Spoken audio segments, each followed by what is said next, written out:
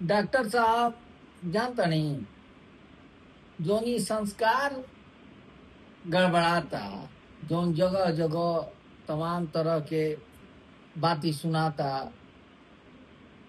कि इतना दुराचार बढ़ गई बा। ई काहे सुनाता? इमे जो नौका हई पढ़ाई होता, शिक्षा पद्धति नौका आइल बा, एकर बड़हन दोष बा। तो एके हम लिखले के प्रयास कैनी, आई रउरा के सुनावता। स्कूले में संस्कार के ऐसन पाठ पढ़ावल जा, स्कूले में संस्कार के ऐसन पाठ पढ़ावल जा, माई बाप के करिया सेवा श्रवण चरित्र पढ़ावल जा। सावित्री भी लड़की रहे, जमराज से जीत गई।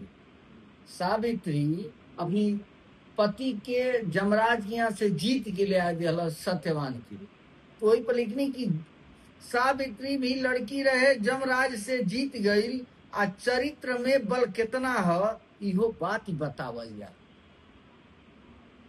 मम्मी पापा, मम्मा डैडी, अंग्रेजी संस्कार भगावल जा। शिकागो के बात पुरन की विवेकानंद पढ़ावल जा।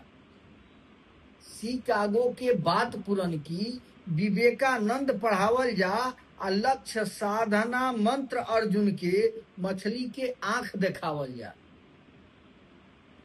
राम लक्ष्मण भरत वाला भाई के प्रेम पढ़ावल जा। आ भारत वाला लोक कला स्कूले में बतलावल जा।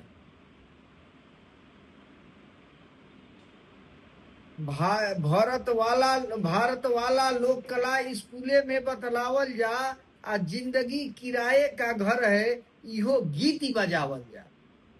जिंदगी एक किराए का घर है, इहो गीत बजावल जा। आई अब मिलजुल के देशवा के विश्व गुरु बनावल जा। ये लिखले के प्रयास रहल। अब निमन लागी तो भाई एथी करब।